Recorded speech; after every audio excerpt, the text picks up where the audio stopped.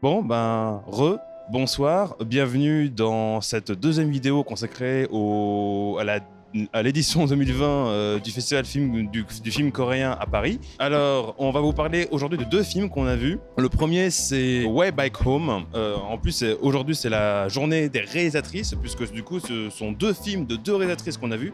Du coup, le premier, c'est Way Back Home. C'est un film, je dirais, très subtil et aussi très subtil dans sa manière d'aborder les choses. C'est-à-dire, c'est l'histoire d'un couple, a priori banal, et dont la femme, en fait, elle semble suivre un train de vie vraiment quotidien. Il n'y a rien vraiment d'extraordinaire, jusqu'à ce qu'elle reçoive un appel de la police qui la ramène à un traumatisme qu'elle a vécu il y a 10 ans de cela.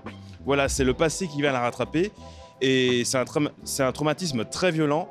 Et le film va nous montrer comment en fait on fait pour aborder ce traumatisme, comment on fait pour en parler autour de soi, comment on fait pour l'aborder avec nos proches, avec notre entourage, et comment aussi eux essayent vraiment d'aborder ce problème, de trouver les mots, d'être fin, d'être subtil justement. Et le film est très subtil dans sa manière d'aborder les choses. Il n'est ni larmoignant, il n'est ni plombant. Bon alors, je m'en veux un peu parce que j'ai piqué du nez vers les trois quarts du film, parce que du coup c'était vers 14h avec la digestion, bon voilà.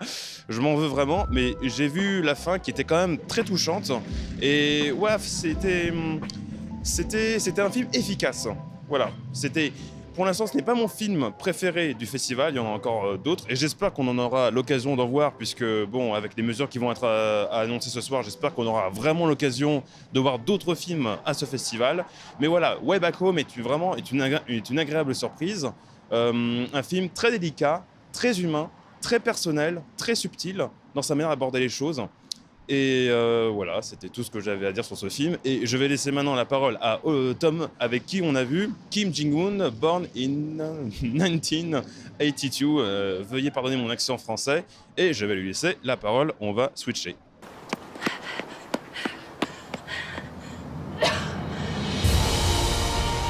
아영아, 사실은 다 제 잘못이에요. 지영 씨 부족해서 그런 거 아니야.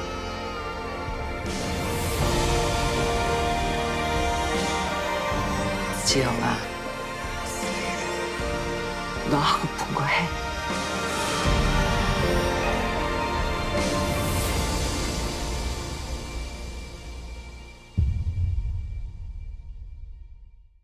Donc salut à tous, on sort du film Born in 1982 et vraiment j'ai envie de vous dire un peu à chaud ce que j'ai ressenti et ce que je pense du film. Alors s'il y avait une chose qui pouvait le caractériser, c'est vraiment moins et plus, less is more, et c'est la façon de jouer avec l'espace, avec les phrases, la scénographie, cinématographie, le jeu d'acteur, et il y a vraiment une dimension très profonde que j'ai ressenti en fait au visionnage du film, qui naît d'une vraiment parfaite combinaison entre les arts et notamment sur le fait de laisser des vraies respirations, de laisser de l'espace. Et moi personnellement, ça m'a touché d'autant plus.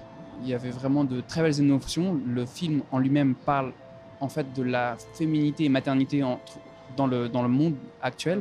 Évidemment, on retrouve beaucoup de lieux communs sur le harcèlement, sur la discrimination. Le réalisateur a vraiment réussi à faire quelque chose de magnifique. Ouais, réalisatrice, j'y ai pensé après, ah là là. Dommage.